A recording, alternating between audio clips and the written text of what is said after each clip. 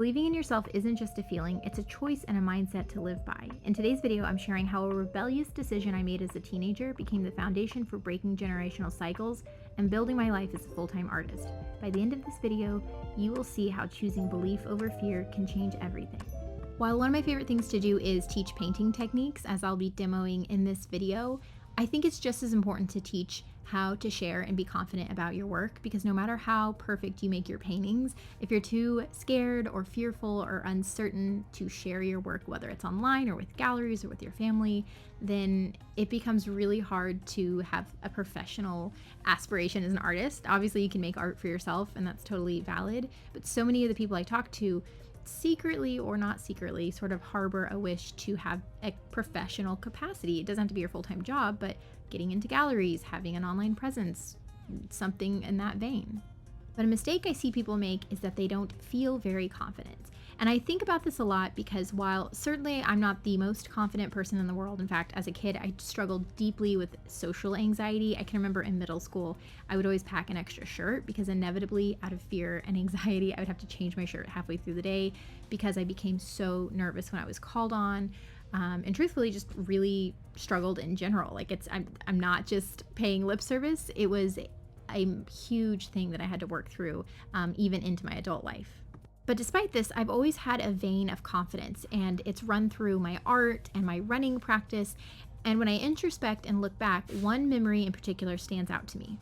One night, whenever I was in high school, I was with my family and we were watching 60 Minutes on TV, and there was an episode about this one particular football player who was requested with the rest of the football team to go and try out some of the field events for track and field. And so they all got out there, and this one particular lineman type guy took a shot put, and for the first time ever threw it. And not only did he have a school record, and I even believe like a district record, but he actually, in his first ever shot put, had a state record. So incredibly impressive, to say the least.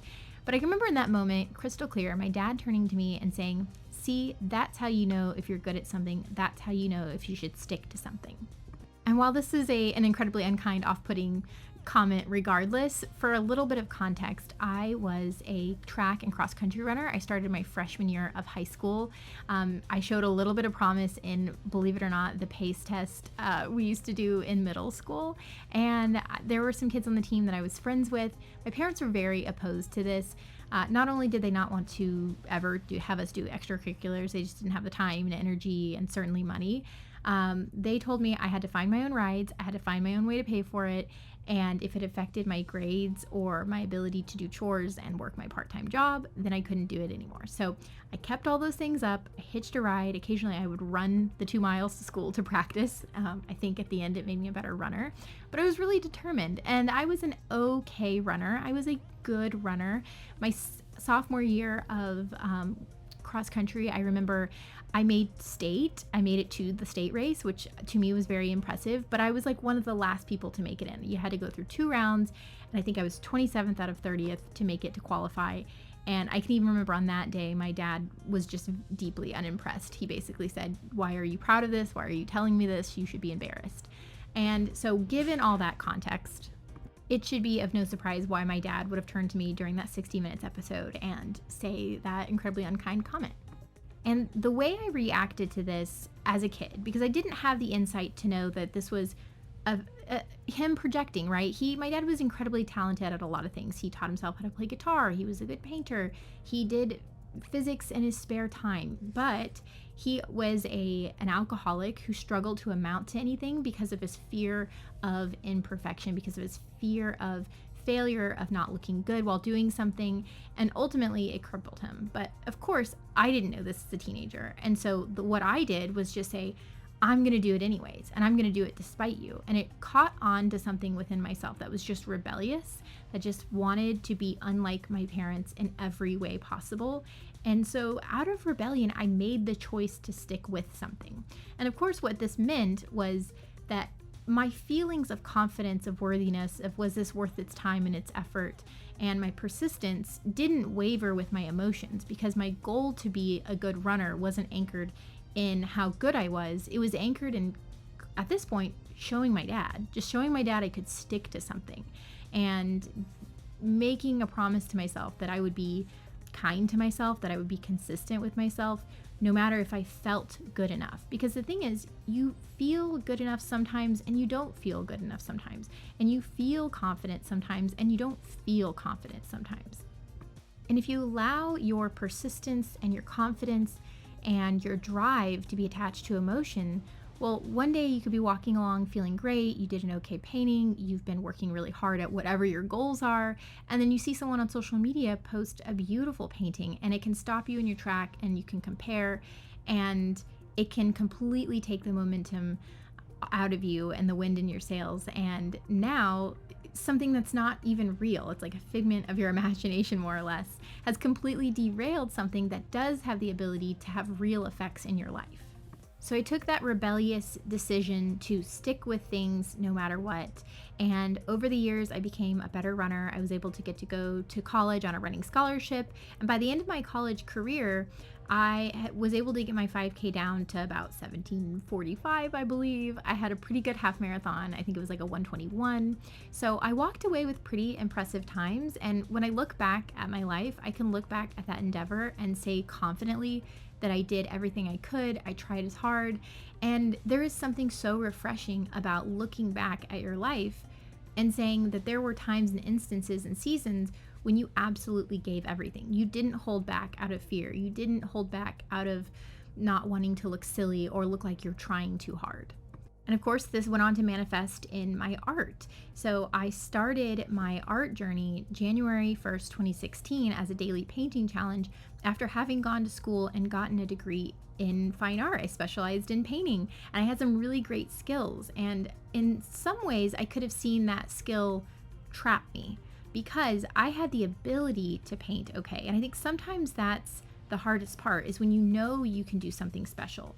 Inevitably, when you're in that starter mode and you're getting your feet below you, you're kind of figuring things out, you're gonna make not the best work.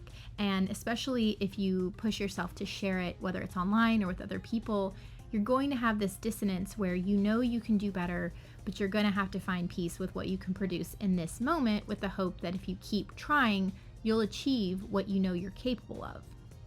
And nobody ever talks about how that emotion is often shame and embarrassment. It's shame around narratives that we tell ourselves about not being good enough. And it's embarrassment because, to be honest with you, we live in a world of a lot of people projecting their own fears and anxieties about trying onto other people. I have been posting online for nearing a decade, and I can tell you the anatomy of a troll is almost always someone who they themselves want to put themselves out there. It may be with art aspirations and maybe not. But instead of going after it, they find so much peace in tearing down someone else. Not only because when you're in a low spot, tearing someone down feels good, unfortunately, but also because they're proving to themselves that it's a dangerous world and their inaction and this perceived safety in that inaction is the right choice. Because see, when you put yourself out there, you make something that looks wonky and bad, and I'm gonna call you out for it, and if I don't, someone else will. And that's a really emotionally low and terrible place to live in.